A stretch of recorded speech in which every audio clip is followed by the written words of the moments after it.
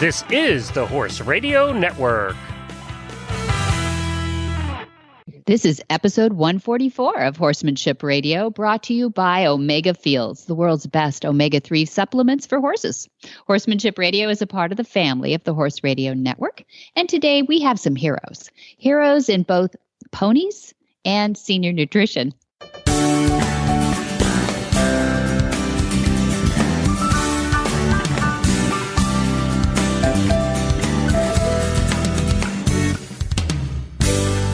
This is Debbie Laux, and you're listening to the Horsemanship Radio. Thanks for joining us. Horsemanship Radio airs on the 1st and the 15th of the month. And I have my producer, Jen, with me today. How are you, Jen? I'm doing great. How are you, Debbie? Good. I'm excited for you. You are heading out the door here shortly to go to Kentucky. Yes, as we record this episode, we do these things well in advance because Debbie's organized that way. We are fixing to head up north. We're in Ocala, Florida, which is where Horse Radio Network headquarters are. And we're heading up to Lexington, Kentucky for the Retired Racehorse Thoroughbred Makeover. So exciting. Yes, very excited about that. Lots of folks that we have gotten to know over the years through the various shows on the Horse Radio Network will be there either shopping, because you can buy thoroughbreds while you're there, or competing, or going to take advantage of the entertaining and educational content that's going on up there. So I'm really excited to get going on the road. Yeah, I bet. Well, I'm glad we could sneak this one in and get this recorded before you get out the door. We had some fun making these. We made them in 2 different days, so it's kind of fun. The movie is really something everybody should see. I'm really loving what they did with this movie. It's just such a great message, and to get those equestrian movies out there. I have a bit of like long-term announcement. Long-term, this is like 2021. Oh, wow. Yeah, because involved in Julia Martin's movie that we'll be talking about here in a second, A Pony and His Boy, is Lisa Dearson. And Lisa Dearson has done the Equus Film Festival in New York City, and they've taken it on the road before.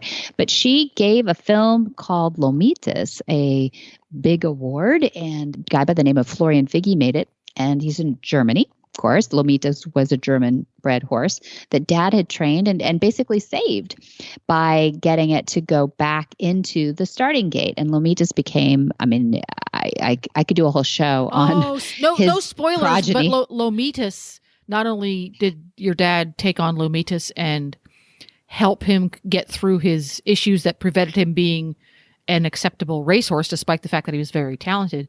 But if I remember right, he inspired some techniques and some training tools that continue to help horses to this day, do they not? You talking about the blanket? Well, I wasn't going to spoil it for anybody. Oh.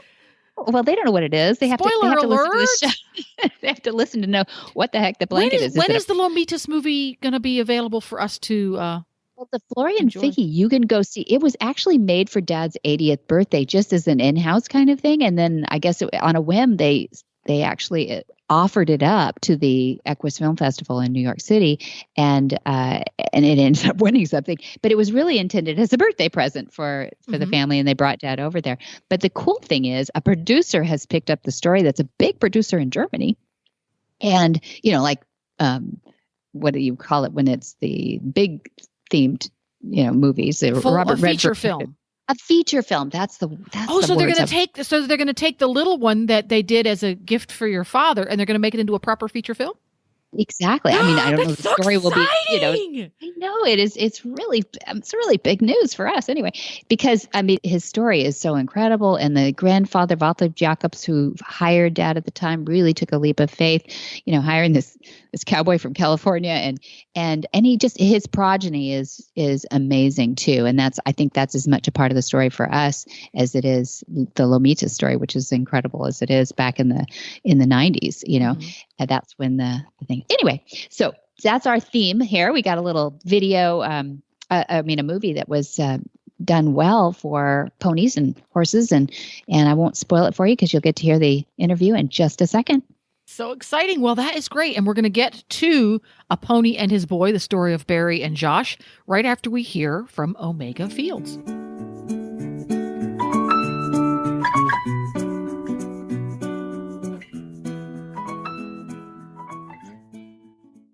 At Flack Is Up Farms, we've used Omega Fields Horseshine for years, and we love the results. And we're not the only ones. Glenna Fittiment has this to say about her experience with Omega Horseshine. I was first introduced to Horseshine about 10 years ago by another rider at my barn who used it for her horses and loved it too. Her horses were in such good condition, coat, feet, mane, tail, I decided I had to have a try. I started my horse on it and haven't looked back since. Horseshine is such a great all-around supplement and helps with more than just shine, although it makes the horses so shiny. It's so palatable, and I find the horses eat it readily and they lick their bowls clean. I've always kept my horses on it since I was first introduced. They always look so good, and I always have people comment on how shiny they are. We'll always be happy members of the Horseshine family.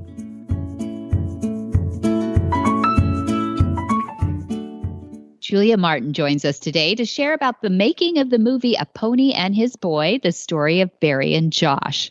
The movie shows the power of a pony and the effect that he has had on Josh, an 8-year-old with Down syndrome. Josh had always been afraid of horses until he met this 28-year-old pony named Barry. The director of this is Julianne Neal.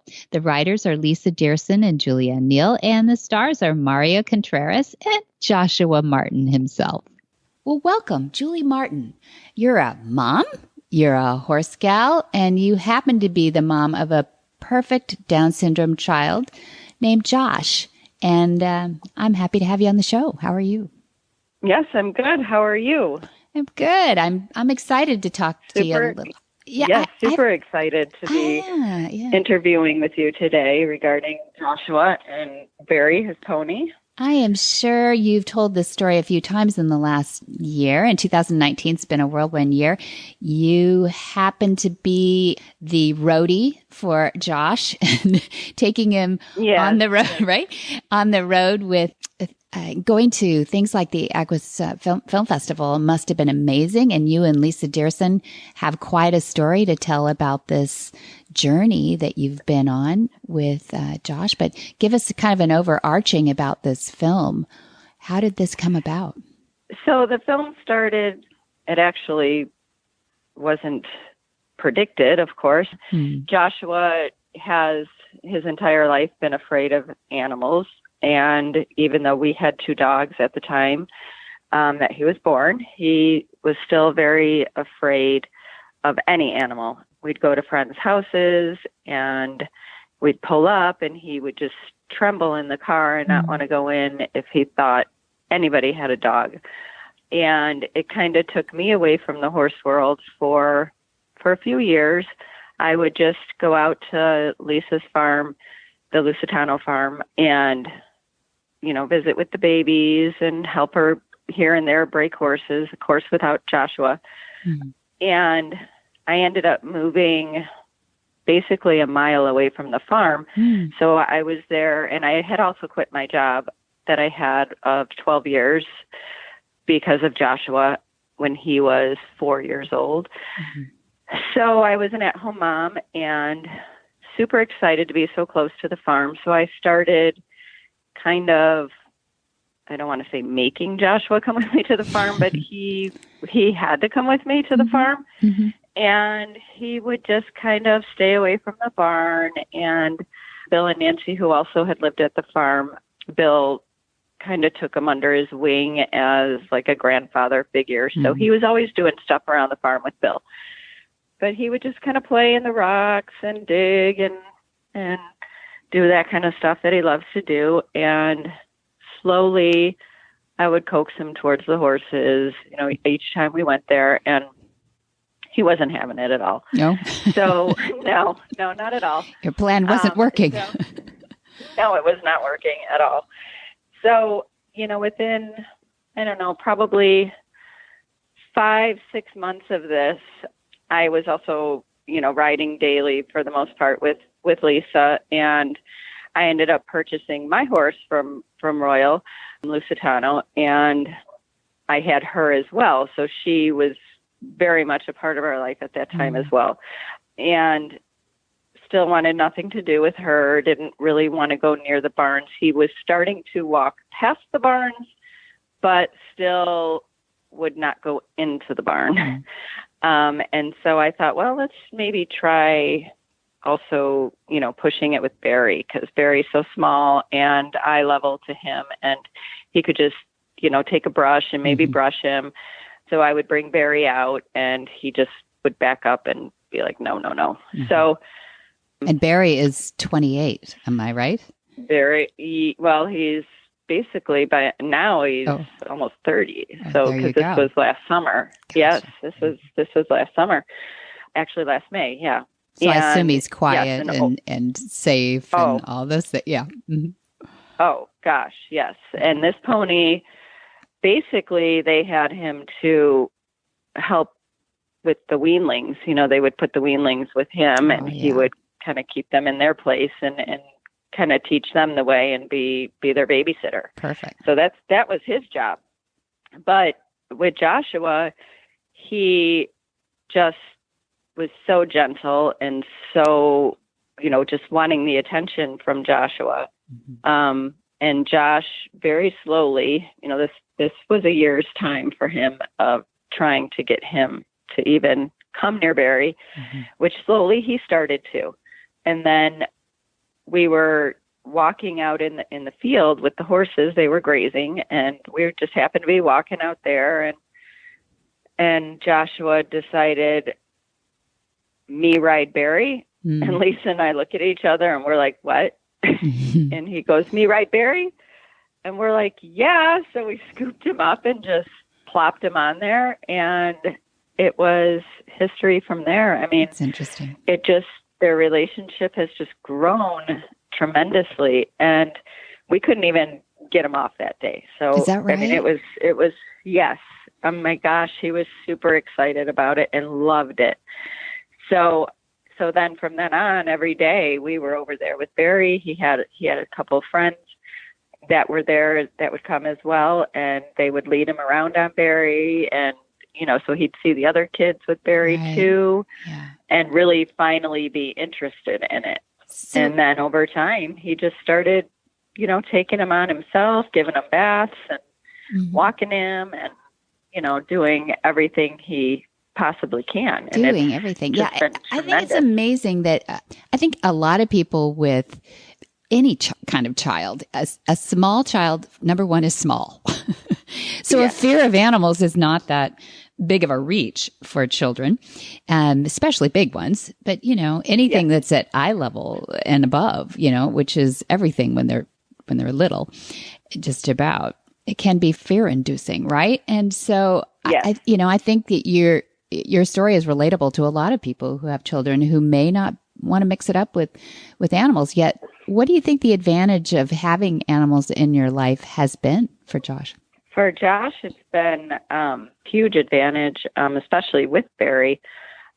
One, because I'm relating to myself, because I'm a huge animal lover, so it helps me too. Yeah. But for him, it with the pony, when you're born with Down syndrome, your muscle tone is really, really low, and for him, his core has gotten stronger.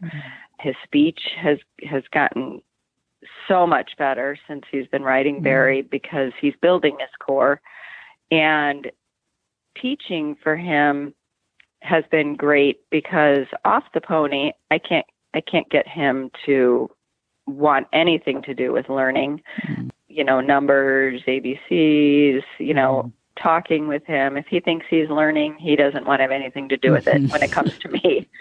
So when he's on the pony, I can work on his ABCs. We count, we sing, and he's engaged, and he's, doing it right along with me, and super excited to do it. So it's been huge for him. Cognitive responsibility. He knows what he has to do. He cleans up. He helps me tack. He brushes Barry. He knows exactly what to do with the pony. And fortunately, I'm now at a new barn, and everybody there has just embraced Josh, because he is who he is, and he's very helpful, and he's always wanting to help others and their horses. And so now he's just a new kid. He's truly a new kid. Sounds like it builds a relationship between you and Josh as well, instead of the, Oh, yeah. taskmaster that you probably had to be for all the things that we are for children as far as learning goes. Now you have absolutely. this common love. Absolutely. It's absolutely wonderful. It really is. And we can share in it. Like you said, we share in it together. Even now he's riding my large horse, and we even go trail riding, and I pony him on Barry. I'll be riding my horse and I just kind of pull him along on Barry. So he's basically off on his own, with Barry, and doing just fabulous. Mm-hmm. You said that the horses in your barn, I saw in one of your interviews that all the sizes, they take care of Josh. Why do you think they do that? What is it about them that indicate that they're taking care of Josh? Well, because horses are healers, and I feel they look at him and they know, they just know that he's special too. Mm-hmm. And they just bond. They look at each other, and the horses come down to him, to his level, for him to be able to pet them and engage with them. It's just amazing to watch. Mm-hmm. It really is. Horses are such a gift, and people don't understand that, or, animals are a gift, but, with the horses, it's because they are so large, to see them submit to him. It's tear jerking, actually, because you see the connection. Connection is a great word. Yeah. What's your horsey background that led you to encourage Josh to be with the horses like this? Well, I grew up riding as a child, and then I did hunter, and then I became an adult and was away from the horse world for about almost 20 years, about. And then, like I said, I was always, involved with them, but I never went back to having my own because I worked full time, and I have two older boys as well. So I was going to ask you about that. Yeah. So yes. So he has two older brothers, and are they into horses? Oh gosh, no. No. Why not? No. Why not? You know what? I tried. One actually likes horses and will be there and hang around with them. He would always, take the horse and walk it for me and whatnot when he was little, but neither one of them really had an interest in riding. They're just boys. It's not unusual. It wasn't their thing. Yeah. Yeah, I know. But they weren't afraid, or anything like that. It just wasn't their thing. Yeah, that's a common story. But, I'm so happy that hey, 1 out of 3 is not bad, especially since they're boys. Getting them into the horses, right? Especially because they're boys. And with this journey with Joshua, it just really has helped me as well, because that is my out. My horse is my out. She relieves everything for me. And it just, it's just been a wonderful, wonderful thing for both of us. What builds more confidence? It's a true blessing to have. Oh, that's nice. It is a blessing. And I'm glad you said that out loud too, because I was going to say it if you didn't. But what gives Josh more confidence, do you think? Like the groundwork, everything that you have him doing, the cognitive, the cleaning, the, picking the hooves out, all those things. It kind of reminds me of Montessori with my kids too. They didn't get into horses either. They're tennis players, but I wanted them to have that at a very young age, those tasks that, no matter if it's animal centric or not, that help them build confidence in their fine motor skills and all those things. Groundwork or riding. So I think groundwork for a relationship with a horse, for responsibility, and then riding for balance and control. What gives Josh more confidence, though? The riding gives him more confidence. Mm-hmm. It's balance. It's, I think, feeling free, the freedom of it, because he'll put his hands in the air and to the sides, and, we dance on there. I think he just feels free on the pony when he's riding him. Mm-hmm. Mm-hmm. Yeah, that's, I I can relate to that. Yeah. Right? That's your reward. Absolutely. How did Josh react when he saw the film? Oh gosh, he was super excited. He absolutely loves the film. He still loves the film. He still loves to watch it. And he actually, I think he loves everything that goes along with it. The fameism, he's a very people person. So we went to, we took the film to the Down Syndrome Congress convention, and oh my gosh, he was a star. BreyerFest, he was the star. Oh my gosh. Him and Mario waving at everybody, and on there, he was on Maximo, and Joshua was on Barry, and Mario was, doing his dances on Maximo around Barry, and they were in the big arena and waving at everybody, and everybody was responding back. It was really fun. It was really, really exciting for him. What a great thing. So this is a film, the one that we're talking about is a 23-minute documentary directed by Julianne Neal, and it won the Winnie Award, the prestigious Winnie Award from the annual Equus Film Festival, of which Lisa Dearson is founder and inspiration. And it's been selected and screened at the National Down Syndrome Convention in Pennsylvania, like you just mentioned.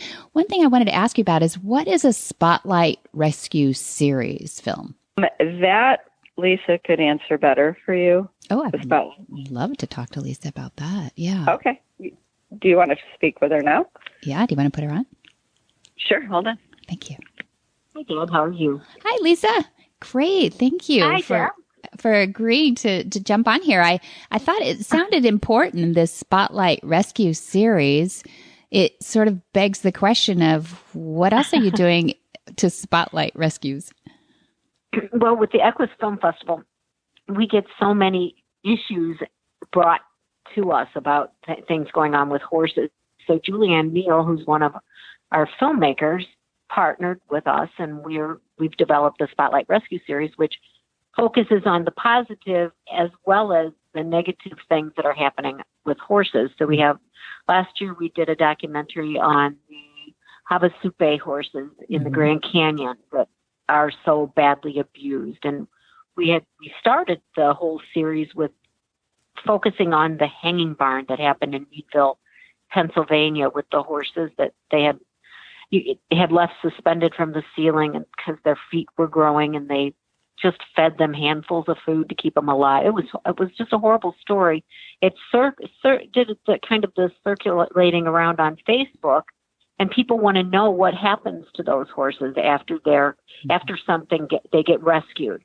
So with Spotlight, we did a story about the horses that survived that and where they are now, and to show the positive things that rescue can do. So that's what we do with Spotlight Rescue Series, is focus on good and bad. And so the Barry and Josh story, watching it unfold and being able to, have access to a filmmaker where I could send footage to as this story unfolded and watch the story happen and grow was really kind of cool. So that's how, a positive thing that the horses can do with the healing with Josh with Down syndrome. It's just amazing to watch. Yeah. Thanks for being there and starting that all off in that field with little Pony Barry.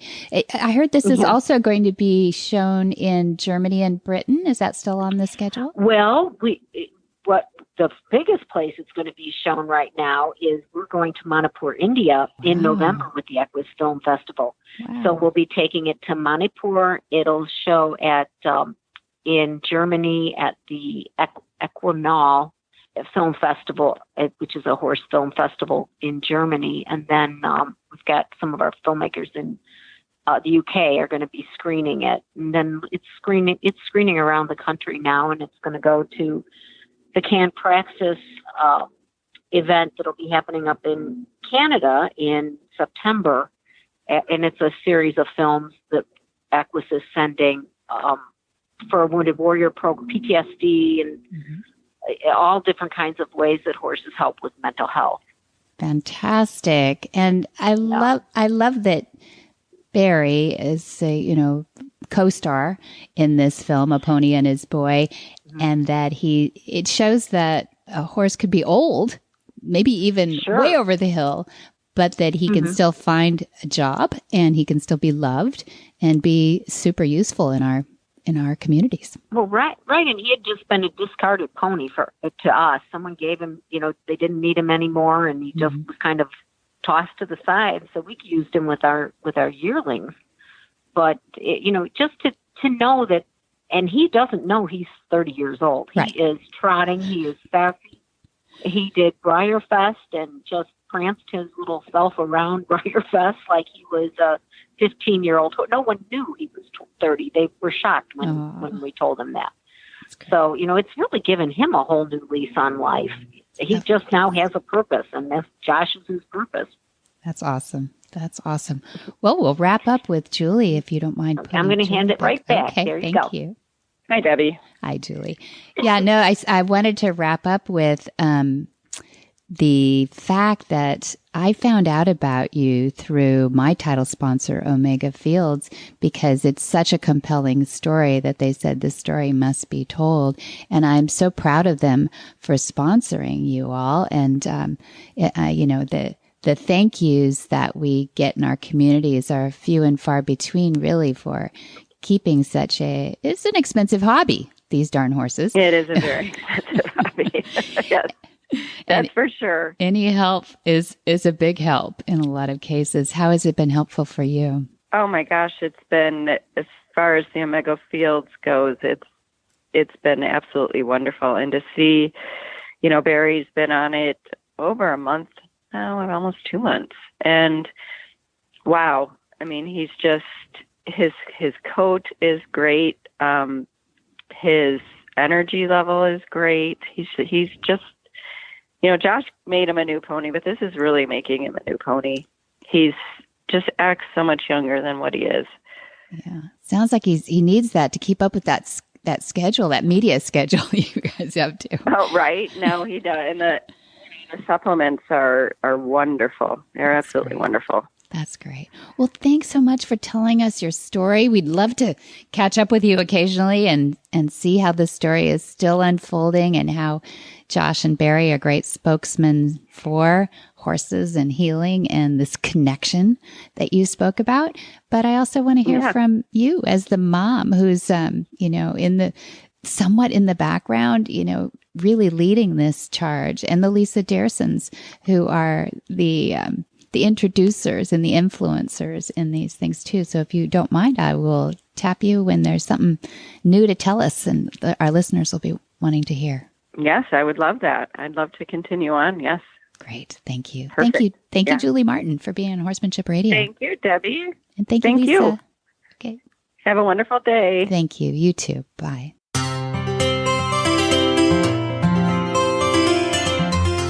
Cavallo horse and rider, Carol and Greg Giles, too, have been longtime supporters of the Horsemanship Radio, and we thought, what better way to show how their support goes than through the people who buy their boots. So we have this from Brenna Eldridge on a Facebook post. I could not be happier with my decision to transition my horse to barefoot and choosing Cavallo for his hoof protection. I always thought my horse just had bad feet and that he would always be lame barefoot until I realized that I was enabling that dependency. By allowing his feet to adapt back to the way that they were naturally intended, his feet have become strong and he now seems perfectly comfortable barefoot. With the added weight of a rider on rough terrain, I invested in my first pair of Cavallo boots.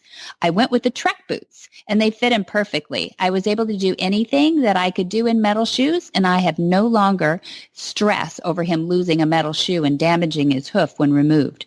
The Cavallo boots have provided him greater shock absorbencies when riding on hard ground, and so far, whether it be on trails or in the arena, he seems extremely comfortable in his boots. I do a variety of riding, including trails, gaming, and drill, and I'm excited to get into the gaming season to put truly those boots to test. I believe that in horsemanship, you have to pick methods that make the most sense to you. And for me, that is the naturality of barefoot and the protection of the Cavallo boots. Brenna.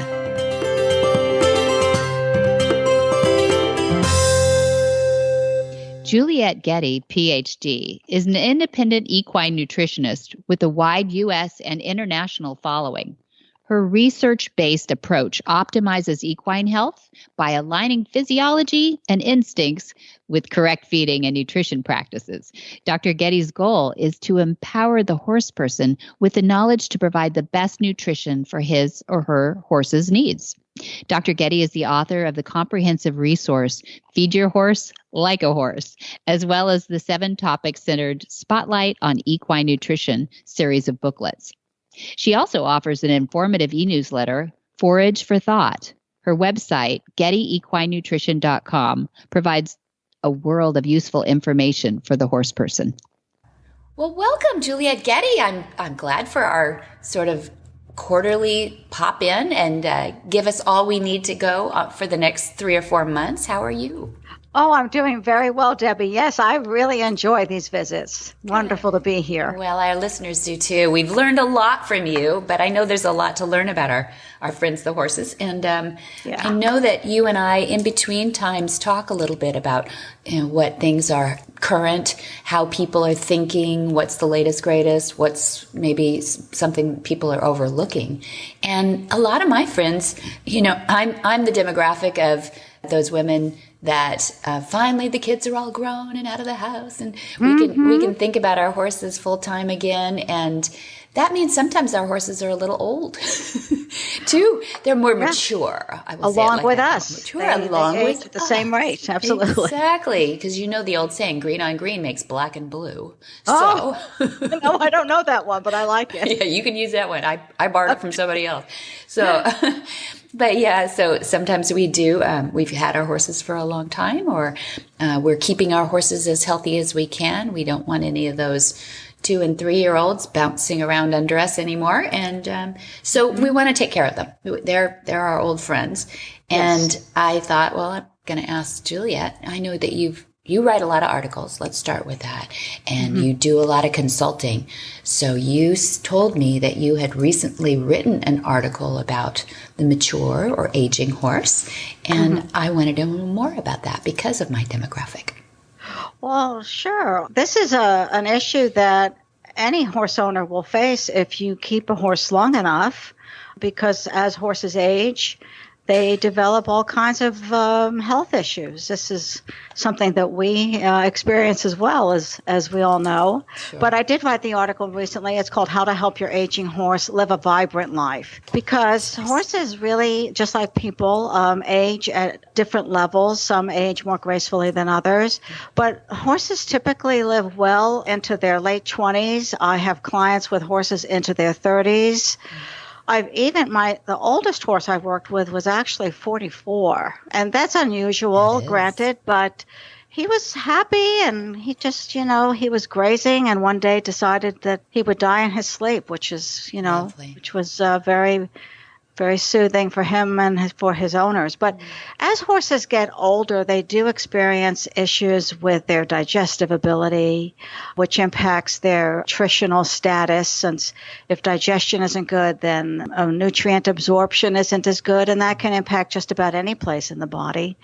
And then they have problems with their joints and their muscle mass, and they're more prone toward problems with their immune system, with inflammation throughout the body.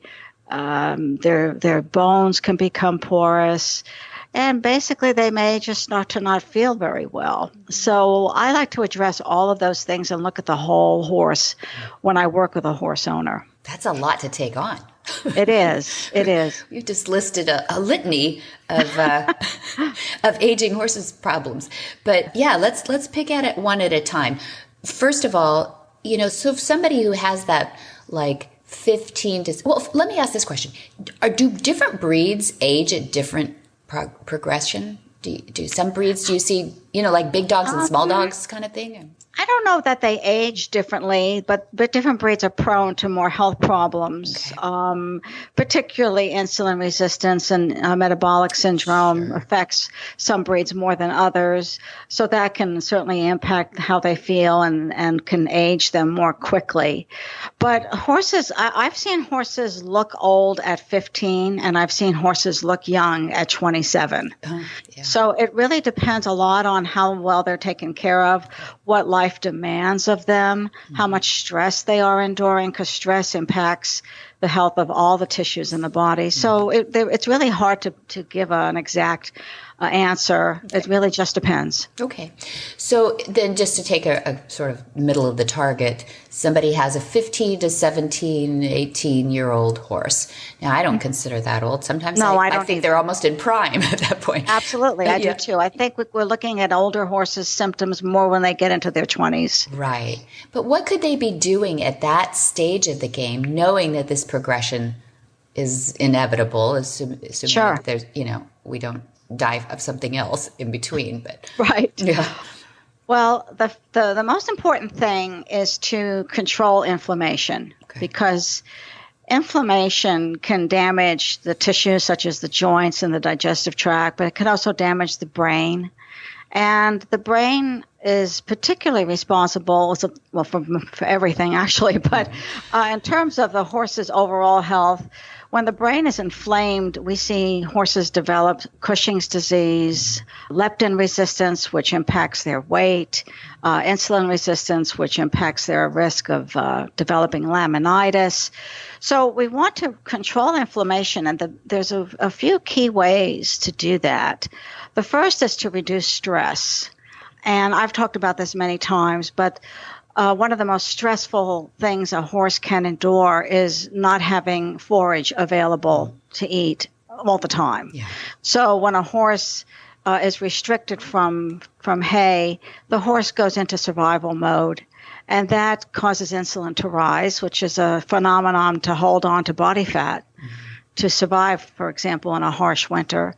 But insulin, when it's elevated, is inflammatory. Insulin is a highly inflammatory hormone. It can damage the feet and it can damage the brain.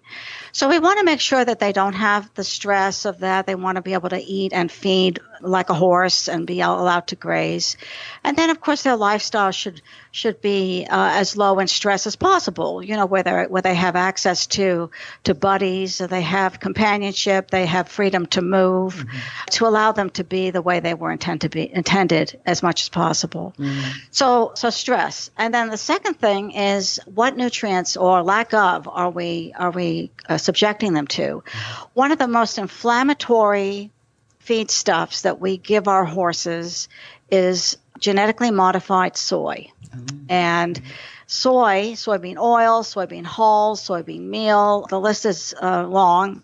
Soy products are typically found in most commercially fortified feeds. I say most because there are now more and more feeds coming out that are aware of this and are eliminating soy from their recipes.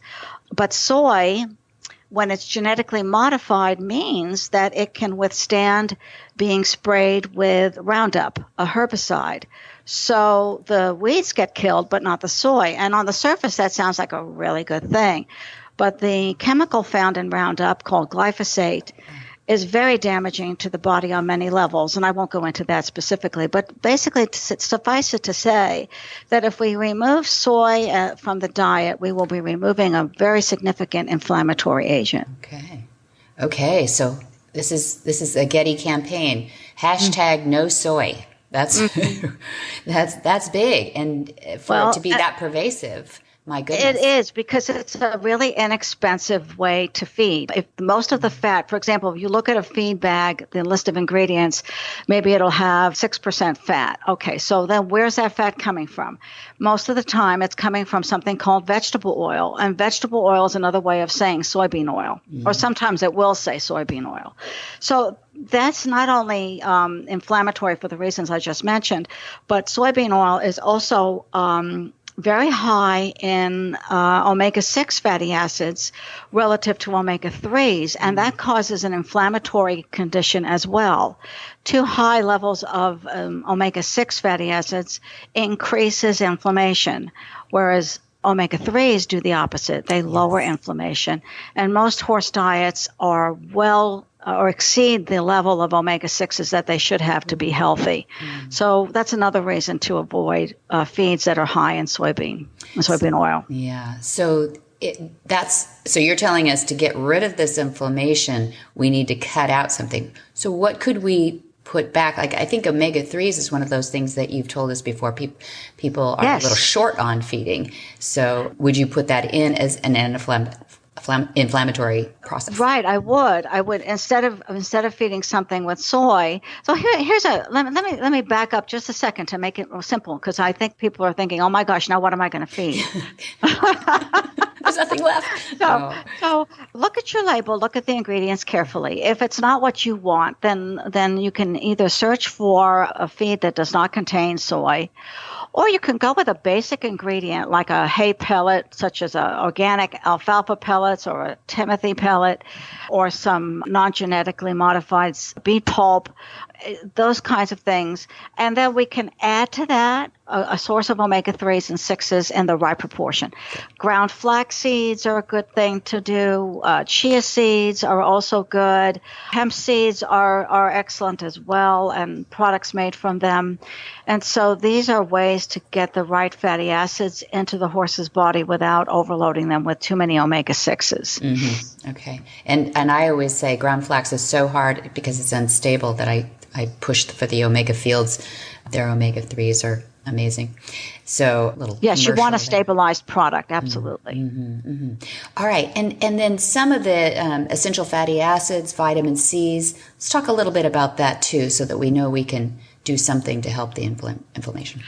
Well, the essential fatty acids, there are two of them. One's an omega-6 and one's an omega-3. And if you evaluate how much is in fresh living pasture, for example, during growing season, you'll find there's about 4 times more omega-3 than 6s.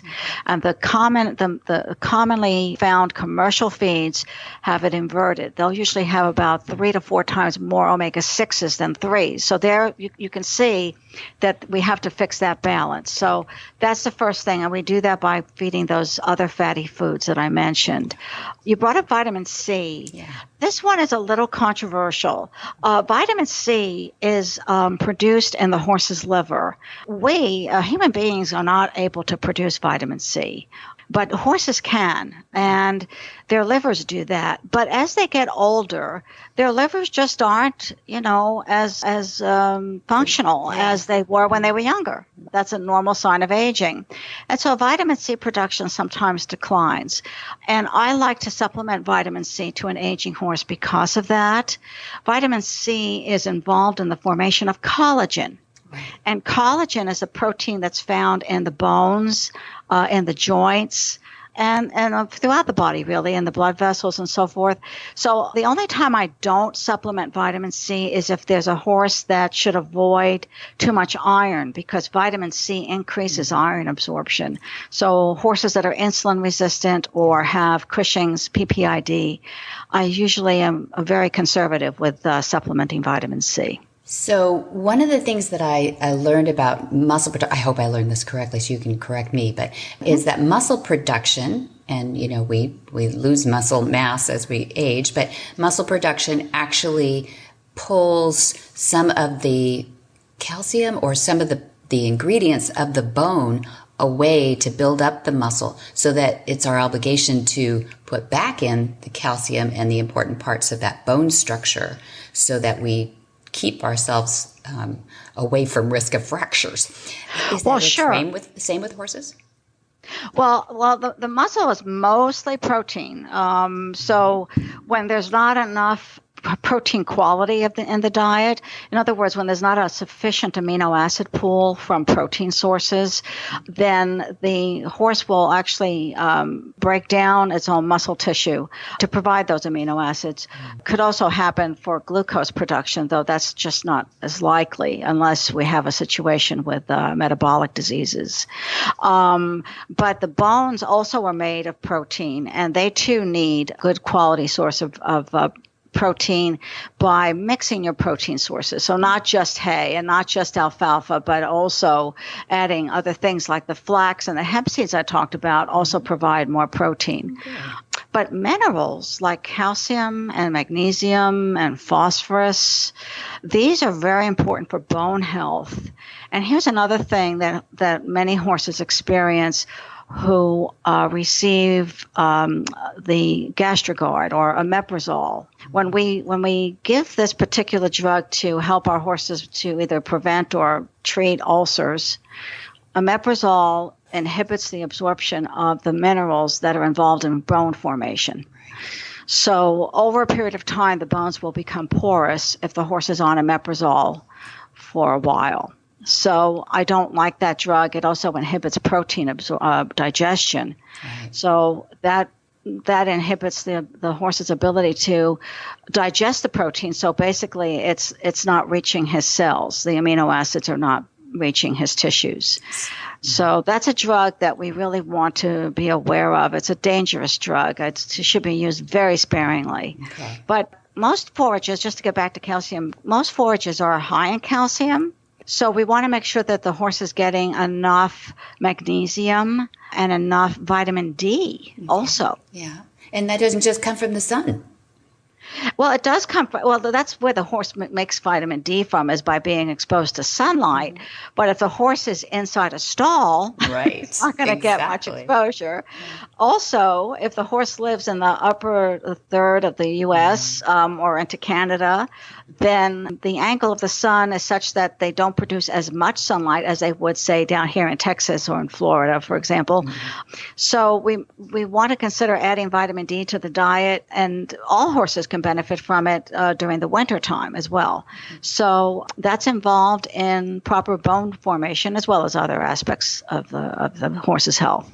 Yeah, good. So forage not only brings down stress, that's a help. It also adds calcium to their bones, so it's doing everything right for them. Yes, absolutely. And their psyche.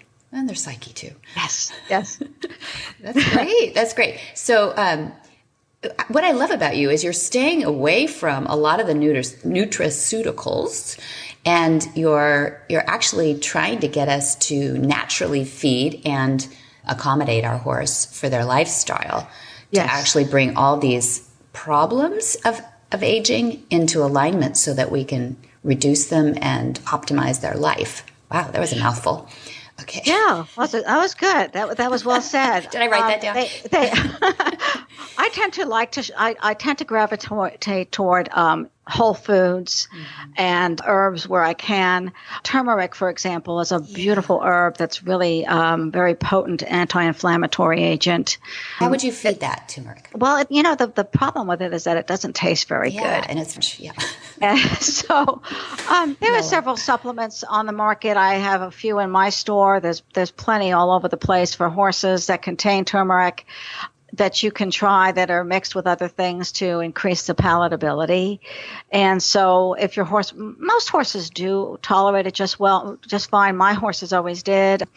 Occasionally you'll get a picky eater that won't eat it, but that's one thing you can do. Colostrum is another one. I'm a big fan of colostrum, and I invite my listeners to visit the library on my homepage, which is GettyEquineNutrition.com.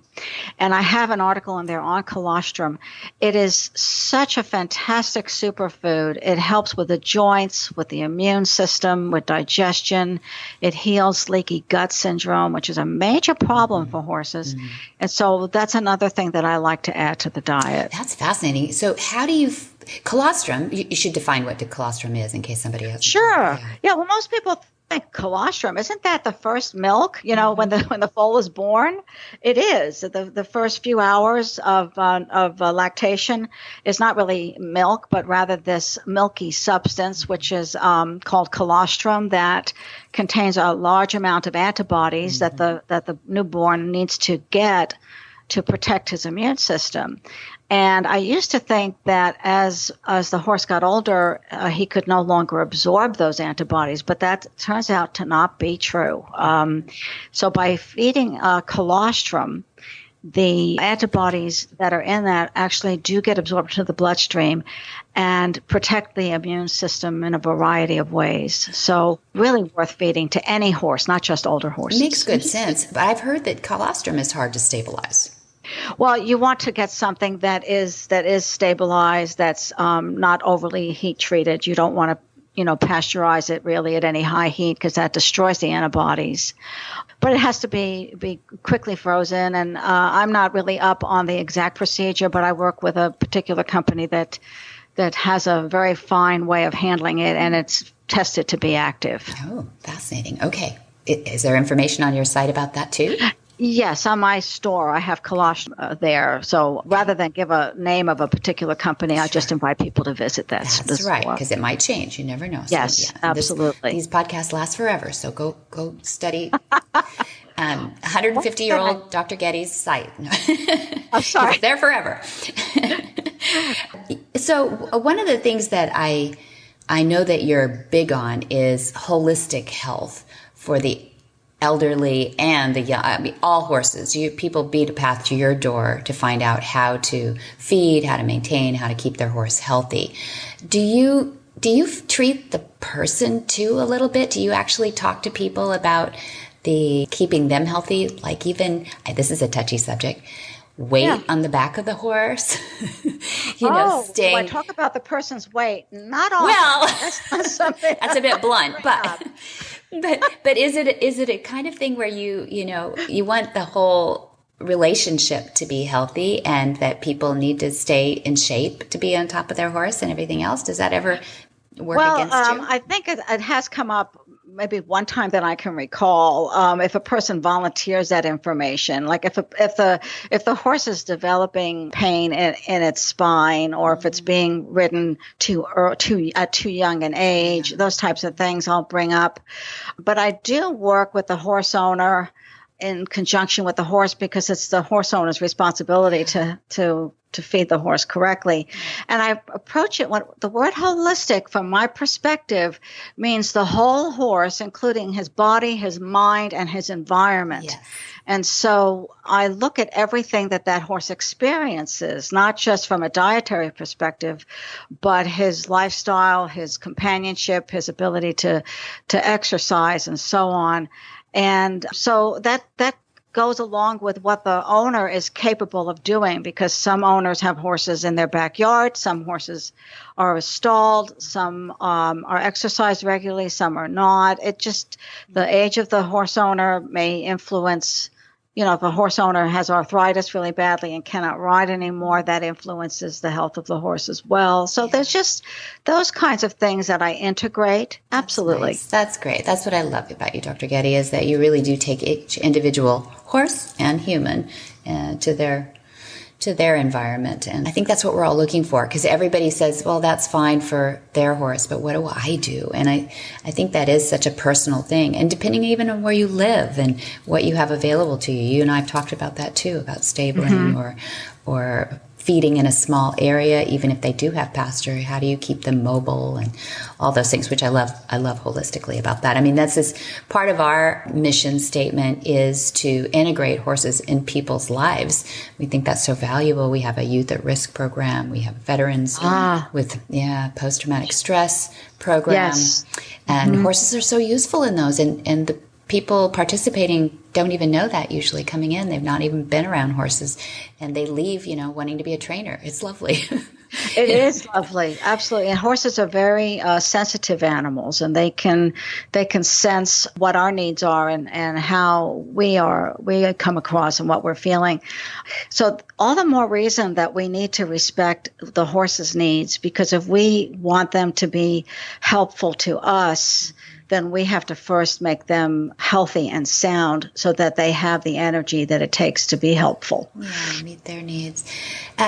Before I leave you too, but I wanted to see if you even want to touch this subject, but what is your feeling right now about the thoroughbred industry and the things that are going on at Santa Anita and the way we are feeding and housing and treating our thoroughbreds in that environment? And remember that my past comes from a background of training thoroughbreds. So, yes, I am just sitting on the fence waiting for somebody intelligent to step up and say, here's a path we can pursue. Well, the whole situation in Santa Anita is really tragic, and I'm not really sure that there's an answer yet to what's causing the problem. But the racehorse industry in general does tend to utilize the horse, in my opinion, more like a machine than a living creature. And I feel that we need to pay closer attention to the digestive tract of these horses and the age at which we exercise them intensely, because they come off the track really quite broken. They have all types of osteopathic disorders, and they generally have severe ulcerations throughout their digestive tract. And so, having rescued a couple of off-the-track thoroughbreds, I have a personal experience with this. And so, we need to allow them to have forage all the time, which is something that the industry doesn't generally do. There are exceptions, but generally not. And we need to avoid feeding them huge amounts of cereal grains, because cereal grains increase the formation of acid, which already exacerbates the fact that they don't have enough forage and they already have ulcerations. So I think the industry needs to change. I think we need to have more respect for horses that are young and allow them their growth plates to close before we start getting on their back and racing them. And I don't know if that's going to happen, but I'm hoping that it will. Yeah, me too. Well, thanks for that too. I knew you'd care about the horse. Yes. And we don't want to think that they're disposable. And I know that there's a lot of people out there doing great things with OTTBs, off the track thoroughbreds, in repurposing them and giving them new lives. And bless their hearts, because I know they're probably having to go through some of those issues that you just spoke of in getting them back to health and getting their bodies and their minds sound again. But they're very athletic and resourceful. Wonderful. Oh, yes. It's a great breed. And I love thoroughbreds. Oh, that's all I've ever had, really. Those in the appendix.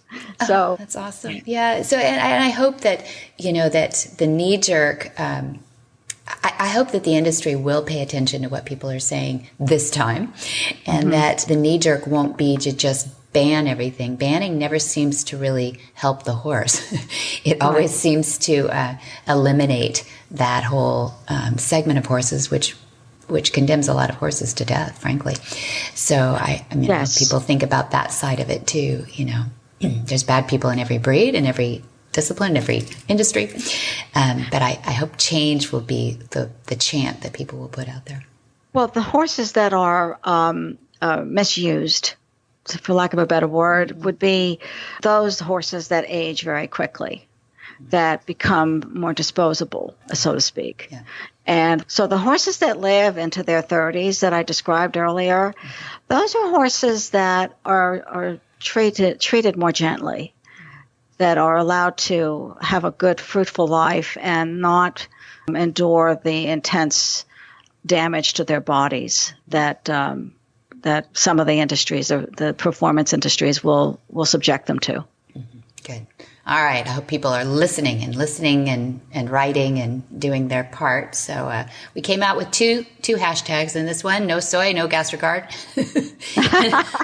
we got a campaign going, but we learned a lot. Thanks so much again, Juliette Getty, for joining us at Getty Equine Nutrition, and your website is? My website is gettyequinenutrition.com. Easy enough. Give her a call. Yes. Write her, learn from her, read all the wonderful articles that you put out. I see you everywhere, Juliette. You must not sleep. Well, I do sleep. I have to have my sleep. Oh, good. We feel better. But during my waking hours, I really am consumed with writing and making lives better for horses. Absolutely. That's nice, and that's why we love you. Thank you for being on Horsemanship Radio. Take care. Thank you. Whisper the language of the herd. Listen, you don't have to say a word. It's time for Jamie Jennings to fetch an email from Monty Roberts' inbox and share a morsel of Monty's wisdom in a little segment we like to call Ask Monty. Leave this world a better place than mine. The magic in the language of the herd. Dear Monty, you work mostly on horse problems such as biting, kicking, or refusing to go into the trailer. Do you think your methods could make top horses even more successful, get dressage horses more concentrated in the arena, or make show jumpers show more spirit in the course? Have you ever been successful in working with top sport dressage or show jumping horses? Monty's answer. When you create a partnership with your horse, causing the horse to do his work because he wants to and not because he is forced to, then you improve the performance of that horse no matter what the discipline is. I have worked with dressage horses for both Camilla DuPont and Charlotte Bradal. Charlotte, who was an Olympic bronze medal winner in Barcelona, uses my methods and has horses in training with me. At one time, my partner Jeff Lovinger and I owned a wonderful thoroughbred who didn't make it to the racetrack, so we put him in a hunter jumper program on my farm. Now deceased Napur became one of the world's best show jumpers for several years and was shown by Hap Hansen and Will Simpson in both the United States and Europe. Rough Frolic led the United States for several years as a hunter and was one of the most successful in that division. It happens that Rough Frolic retired early from racing and went out to be what is known as a strip hunter in the United States. These are judged on conformation as well as performance. These are not the only two top competition jumpers that I worked with, but they are the most noteworthy. However, please do not think that any equestrian discipline is unique. Where horses are concerned, the similarities far outweigh the differences, regardless of the breed, the size, or the activity. A horse is a horse, and the needs of these animals are not limited to particular disciplines. I have ridden in 8 world championships in the show ring. Well, all of these were in the Western Division. I also showed many hunters and jumpers and won one national championship in the saddle, which involved hunters, jumpers, and Western horses. I can state categorically that the general needs of the horses in each of these disciplines are quite similar. To achieve high performance from the cutting horse, reining horse, hunter, or jumper, certain elements of cooperation must be accomplished. It matters not what the discipline is. Probably the most important horses of the latter half of my career have been off of the racetrack of the world, and I can tell you beyond a shadow of a doubt that the same elements are important there as in the above-mentioned disciplines. I have been fortunate to work with over 400 international stakes winners in racing competition. I had a horse of the world 2 separate years. Those individuals needed the concepts I have discovered as much as any of my cutting horses or reined cow horses did. For more of these insights into good horsemanship, go to www.montyroberts.com and click on the orange banner that says Get Free Horse Tips. Hi, I'm Monty Roberts, and I'm dedicated to training horses without pain. You can learn to do it too on my Equus Online University.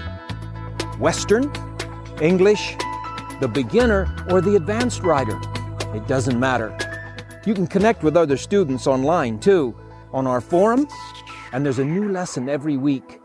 It's a lifetime of learning for you on my Equus Online University at montyroberts.com. What in the wide world of sports is going on here? Where in the world is Monty Roberts? Monty is looking forward to meeting some new friends, 2-legged and 4-legged. October 12th, he'll be at Hadlow College in the UK. Then October 18th, he goes to Hartpury College in Hartpury, UK. October 20, he'll be at the Myers Co. College in Billsborough. And then he trains privately over in England for a while. Then he goes to November 16th, he'll be in Poland. He'll be doing the Monty Roberts tour there for at least one evening. It's almost sold out, though, so I think we're going to be going to the November 17 as well. That's ahead news here. And then he'll be at Horse Sense and Healing in both Germany, and then back home December 13 through 15, he'll be in another Horse Sense and Healing. And then he gets Christmas. That's it. And then he gets Christmas. That's it. And if you did not commit all of that to memory, I know I didn't, you can find all of that and so much more at montyroberts.com, or you can call the good folks at Flag Is Up Farms at 805-688-6288. And for details about today's show, that would be episode 144, you can go to horsemanshipradio.com, where you will find links about today's guests and topics, photos, and more information. And we love your feedback. It helps Debbie find things to talk about on the show and find guests and stuff like that. So if you've got ideas, we'd love to hear about them on the Facebook page. Please, the Facebook page is Monty Roberts. Just go to Facebook, go to the little top there and type in Monty Roberts, and go to the one that has the little blue check mark. That's the official Monty Roberts page, and join the fun. And you can also follow Monty on Twitter. That's right, he tweets. It's Monty_Roberts, and it is the same at Instagram, Monty_Roberts. And get the app if you haven't done so already. You probably already have. Most people listen through the app. You went to your app store and you searched Horse Radio Network and you clicked on it and you downloaded it and you chose which shows you wanted to listen to, or you chose the all shows because you're a real diehard podcast listener. That's right. What we would like you to do, your friends who all have smartphones, whether they use them or not, may be a little bit less tech savvy than you are. So gently take their cell phone from them when things are quiet and peaceful, and download the app for them and show them how to use it. Yeah, that's right. Horse training tips. That's what we give them. That's right. And app tips. Many thanks to our sponsors, too. We couldn't be here without them. Omega Fields, Cavallo, Horse and Rider, and Monty Roberts University. Be sure to visit all the other great shows on the Horse Radio Network, too, at www.horseradionetwork.com. And until next time, have many happy horse hours.